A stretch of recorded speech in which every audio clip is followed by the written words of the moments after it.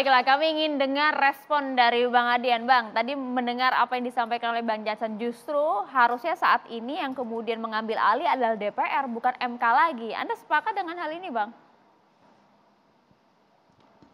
Proses persidangan sudah berjalan. Sudah berjalan? Pemeriksaan sudah dilakukan. Gugatan sudah masuk kalau tidak salah sejak November ya. Sudah sekian bulan segala macam. Apakah mereka punya kompetensi atau tidak punya kompetensi, biar mereka putuskan.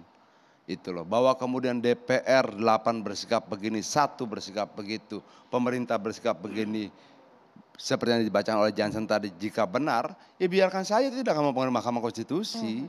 Itu sama seperti misalnya undang-undang itu dibuat oleh DPR dan pemerintah bersama-sama. Bisa nggak diajukan? Bisa. Sikap pemerintah bagaimana? Setuju. Sikap DPR bagaimana? Setuju. Diajukan. Pernah nggak kalah? Pernah berkali-kali. Sebagian maupun seluruhnya itu terjadi berkali-kali. Jadi menurut saya apa yang disampaikan Jansen juga nggak tepat ya. Kalau semua dikembalikan ke DPR nanti Mahkamah Konstitusi buat apa? Kan orang menguji, Mahkamah Konstitusi kan menguji apakah dia konstitusional atau tidak, sesuai dengan konstitusional atau tidak gitu loh, sesederhana itu. Lalu sudah berjalan sekian lama, Mahkamah Konstitusi sudah masuk dalam tahap pemeriksaan, harusnya kompetensi persidangan itu kan di awal ditentukan, dia berkompeten atau tidak. Kalau sudah masuk tahap pemeriksaan, dia berkompeten, ya biarin aja gitu loh. Dan ini tidak perlu kita bicara pada pokok perkaranya. Kenapa? Itu sudah sidang. Pembicaraan panjang lebar sampai berbusa, kita di sini mau mempengaruhi apa? Apakah akan mempengaruhi hasil keputusan MK? Enggak. Apakah mempengaruhi siapa? Tidak ada yang terpengaruh, gitu loh. Bagaimanapun juga nanti sengotot-ngototnya Jansen, sengotot-ngototnya Nasdem, sengotot-ngototnya PD Perjuangan, semua harus tunduk pada keputusan MK. Ya sudah. Nah dalam proses itu hentikanlah surat yang tak jelas tujuannya. Hentikanlah yang kayak begitu gitu loh. Dan jangan nyamber kemana-mana. Nanti persoalan jadi problem panjang Jansen. Bang Adian, bukan untuk mempengaruhi bagaimana nanti keputusan hakim. Tapi kita juga ingin tahu apa kemudian urgensi. Alasan utama dari PDIP untuk semua sudah diuraikan berbulan-bulan. Satu paling tidak yang paling penting menurut PDIP. Semua sudah diuraikan berbulan-bulan dari segala macam pernyataan pakar. Selalu ada pro dan kontra segala macam. Orang bilang begini, kamu beda pendapat dengan saya? Ya. Ada masalah dengan saya? Ya, siapa yang berwenang menyelesaikan masalah itu salah dan benar? Pengadilan sudah berproses, sudah gampang aja. Gitu loh. Kenapa pula harus begini? Ini menjadi masalah malam ini kenapa? Ada surat tanpa tujuan. Kan itu aja sebenarnya, itu yang kita bahas pertama sebagai kan. bangsa Bang, sebagai warga negara. Oh iya, nggak ada yang melarang dia menyampaikan aspirasi. Walaupun kalau kemudian saya menjadi anggota DPR RI dari Partai Demokrat pasti tersinggung. Kenapa nggak lewat saya? Surat itu artinya meniadakan seluruh anggota DPR RI Demokrat. Kenapa dia punya banyak mulut di sana? Emang ada yang bisa ngomong? Sampai harus ngomong sendiri. Emang ada yang bisa bicara sampai harus nulis surat sendiri? Itu juga problem dong. Kalau saya tersinggung, emang saya jadi apa? Saya itu kepanjangan lidahnya rakyat, termasuk kepanjangan lidahnya SBY misalnya sebagai kader Partai Demokrat. Kalau nggak dipakai terus diapain? Nah ini juga kualitas hasil pemilu kemarin kan dari Demokrat. Ya entah kenapa bisa terpilih sekian banyak yang dianggap tidak mampu menyuarakan suaranya SBY ya sehingga SBY harus bersuara sendiri. Yang nulis surat bukan orang sembarangan Bang, Ketua Majelis Tinggi Partai. Iya, kenapa dia nggak percaya sama kadernya? Ada banyak banget anggota DPR RI Demokrat di DPR. Biarlah mereka bicara. Ketika kemudian dia harus turun tangan menulis sendiri, itu kan ketidakpercayaan. Oke, Bang Jansen harus bersuara Bang, Bang Jansen harus bersuara, silakan Bang. Ya lebih bagus nulis surat itu ketimbang kemudian ngomong, ngapain ibu-ibu gitu, terus ikut pengajian itu kan itu dia. Kita kembali ke topik ya Bang ya. Itu makanya maksudku, ini bukan soal mau nyinyir-nyinyiran, bukan. Bukan dong, jadi konteksnya berbeda karena kita kumpul di sini tidak sedang berbicara tentang pidato itu. Harusnya pernyataan itu, kita kumpul di sini berbicara tentang surat itu. Bahkan dimulai dari awal tentang surat itu. Nah, kenapa ada surat itu? Pertanyaan Bang Adian, kenapa tidak disampaikan ke kader-kader di DPR? Iya dong. Kenapa tidak ke DPR? Yang ada di DPR. Inilah problemnya Demokrat, lompat-lompat terus. Itu makanya saya katakan di awal tadi, biar kita peduli, jangan tiba-tiba soal ini putus, publik seperti tersirap. Itu dia. Ini kan menjadi pembahasan ini. Bagus, kita jadi mendengar argumennya Dr. Boni, argumennya Adian, Pak Hamdan Julfa, mungkin besok Pak Jimli dan lain-lain begitu. Karena ini problem kita semua, ini hal besar nih. Enggak dong, Bahkan menurut Jansen, saya sebenarnya karena ini norma tanpa surat itu yang pun mengatur kita. sudah berbulan-bulan ini dibahas oleh banyak pakar. Apa sudah, itu? Tanpa surat itu. Itu makanya awareness. Sebentar.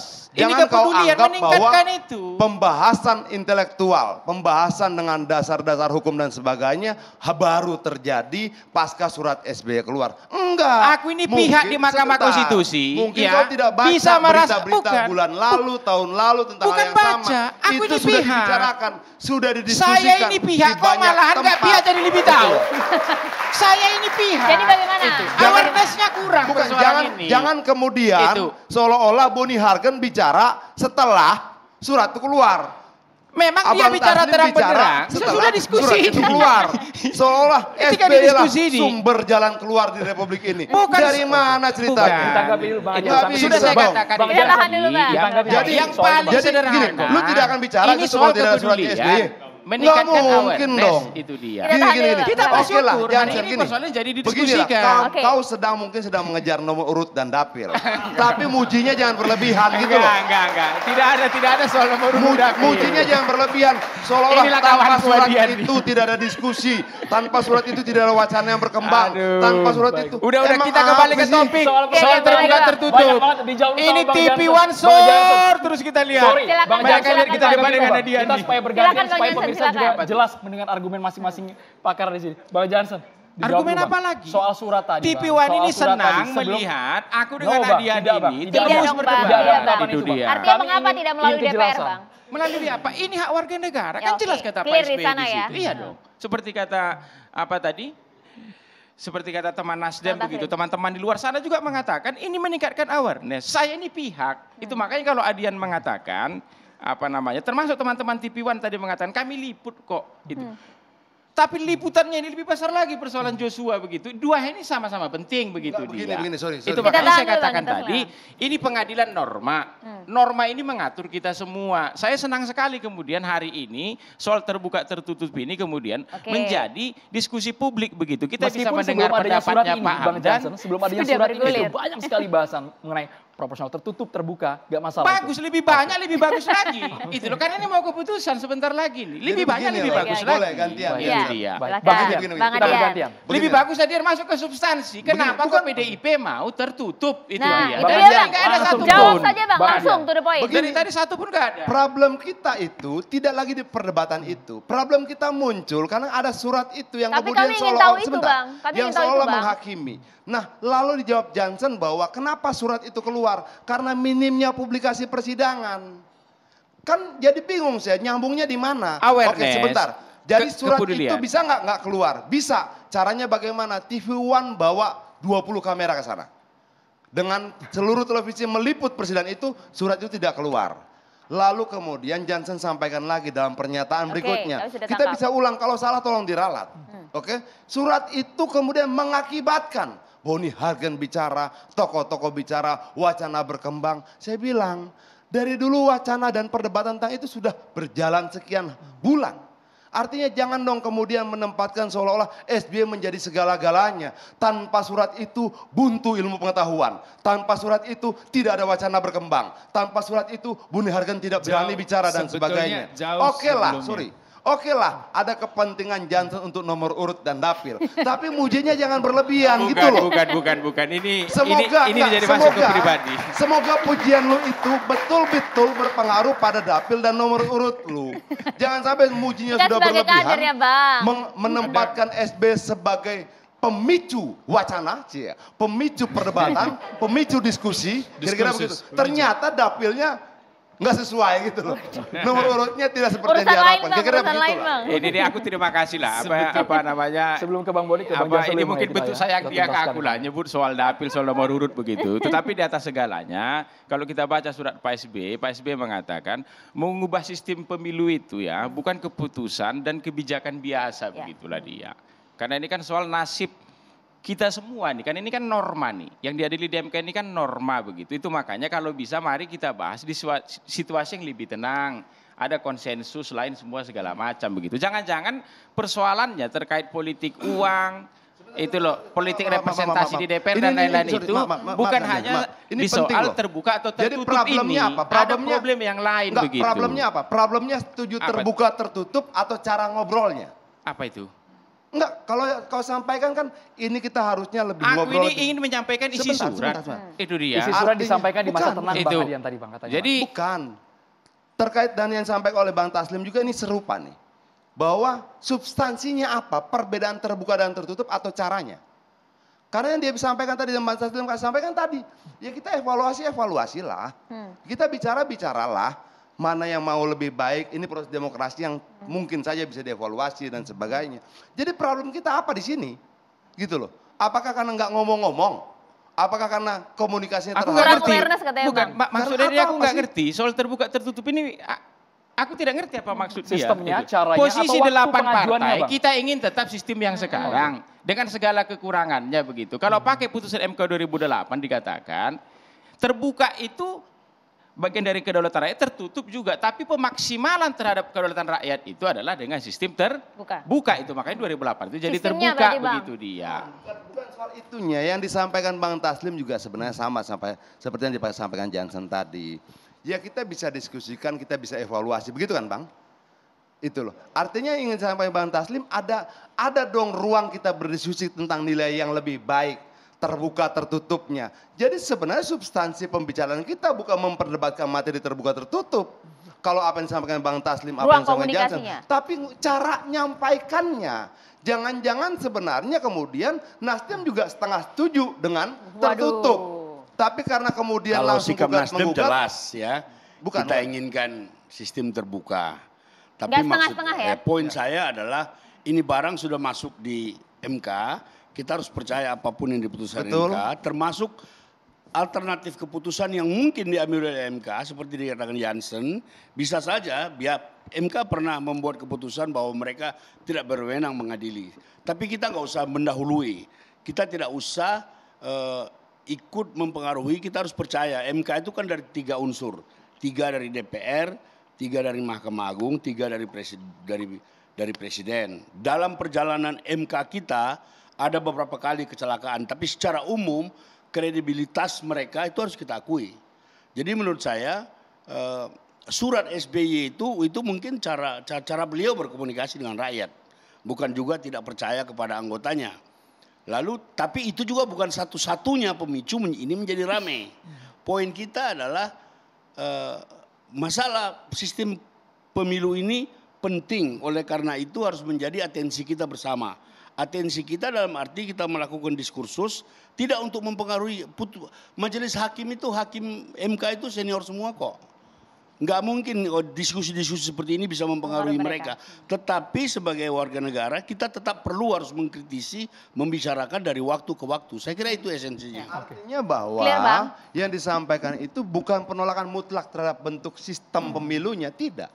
Tapi di situ, jadi poin saya sekali lagi, yang ya, kita tetap melakukan evaluasi. Betul. Sementara itu sampai evaluasi kita ini terbukti secara komprehensif, secara ilmiah, ya kan, harus kita lakukan revisi. Kita tetap berjalan dengan sistem yang terbuka. Nah itu. Sambil menunggu vonis itu tadi. Inilah yang menurut saya lebih wise.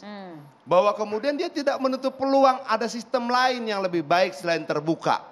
Hanya mungkin kita bicarakanlah, kita perdalam, kita pertajam segala macam seperti itu. Ini menurut saya wise sekali. Saya tidak tahu apakah pernyataan ini yang berbeda besar dengan pernyataan Jansen itu menjadi menyiratkan hubungan koalisi perubahan yang belum selesai. Atau bagaimana kita nggak tahu. Tapi dia tarik ke koalisi perubahan. Sebentar. Masuk ke yang lain lagi. Sebentar tunggu dong. Dihabiskan Bang, itu begitu. Kalau gua ngomong langsung ambil mic. Kita belum ngambil mic, dia udah ngambil mic. Dihabiskan Bang, durasi makin sementara tipis. Bebas dari Boni tadi. panjang bener kagak dipotong-potong. Pak Adian bebas, Gitu. Pak Adian bebas. Bukan, enggak maksudnya bukan gini. Ini kan beda jauh gitu loh. Ini beda jauh. Apa yang disampaikan Bang Taslim tadi jelas. Gitu. 11-12 lah nih Bang, nggak jauh Bang. Bahwa dia tidak mengatakan bahwa yang terbukalah yang terbaik. Dia juga tidak mengatakan yang tertutuplah yang terbaik. Tapi proses demokrasi yang sudah berjalan memang perlu dievaluasi, perlu dibicarakan. Ini wise. Kenapa kebijakan yang sama tidak ada di Demokrat? Apakah itu menjadi gambaran hubungan koalisi yang tidak mesra? Atau Baik, bagaimana? Aku jawab. singkat Bang. Ya silakan. Petitumnya Nasdem Langsung dan petitumnya Demokrat, karena gugatan di pengadilan atau di mahkamah itu kan ada posisi petitum begitu, sama kami, itu dia. Kalau untuk saat ini ya, kita pilih sistem terbuka dulu begitu. Sambil mengevaluasi, tidak menutup kemungkinan juga. Kalau ke depan misalnya ya, menurut konsensus kita di DPR begitu, makanya saya katakan ini harusnya bukan diputuskan di Mahkamah Konstitusi, Sebetulnya, tetapi Bung di Jansen. DPR. Karena kan seluruh partai ada di DPR, peserta pemilu hanya di DPR, anggota DPR-nya ada di DPR. Baik, Bang Begitu. Jansen. Harusnya di sana nih, apakah mau sistem distrik dan lain-lain begitu nanti kita Poin tadi putuskan. sudah disampaikan, Tetapi untuk Bang pemilu Jansen. ini ya, sebagaimana petitum kami ya, Kami ya, Bang. terbuka dan koalisi perubahan solid. Kami Pak ya, Adian. Bang. Baik, Bang Jansen 1 menit Bang, sudah cukup. Bang Boni, mohon maaf durasinya singkat Bang Boni. Singkat, Bang. Sebetulnya perdebatan soal liberalisasi politik yang terus berkembang ke arah yang kurang bagus, yang kemudian dalam praktek itu kita bisa dalam bentuk transaksi politik tadi ya, politik uang dan sebagainya, itu menjadi kajian ilmiah di banyak kepala orang, terutama para sarjana ilmu sosial politik. Itu setelah kita menerapkannya. 2004 ke sini itu saya kira banyak sekali jurnal internasional maupun domestik yang mendiskusikan soal politik uang, pencurian suara, terus kemudian curi start kampanye, lalu kemudian serangan fajar dalam praktek gitu ya. Orang melihat bahwa wah ini terbukanya praktek politik demokrasi ini ternyata membawa mudarat juga. Saya sendiri sebagai akademisi ilmu politik ya, saya punya keresahan juga dengan tradisi politik liberal macam ini, sehingga sampai pada satu waktu di awal 2020 kami sempat berdiskusi itu secara tertutup dengan beberapa kolega pengamat, analis. Apakah kita mau sistem demokrasi kita akan tetap seperti ini ke depan? Kan ini agak berbahaya. Ya, kalau semua orang yang populer kemudian bisa masuk ke dalam ruang kekuasaan hanya karena dia punya follower banyak di YouTube, di Twitter, atau karena dia terkenal dengan goyangannya bukan karena isi kepalanya, karena lenggokannya gitu loh. Bukan karena, ya kayak acara TV kan siapa yang gagap ditanya siapa yang paling tua di rumah, dia bilang bapak saya. Kayak ditanya 4 bersaudara, ya siapa yang paling tua, bapak saya katanya.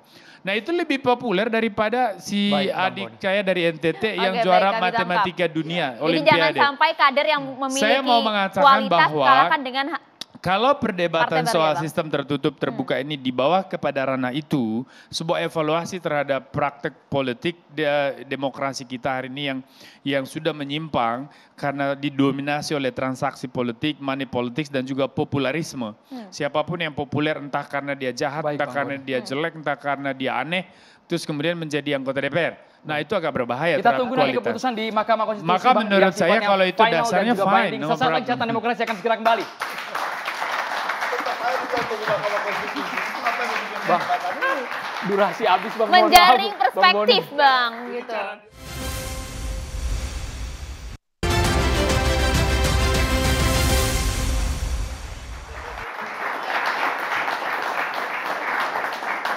Ya pemirsa, di studio Catatan Demokrasi sudah hadir Ustadz Erick Yusuf. Kita sapa. Assalamualaikum Ustadz, silahkan. Waalaikumsalam warahmatullahi.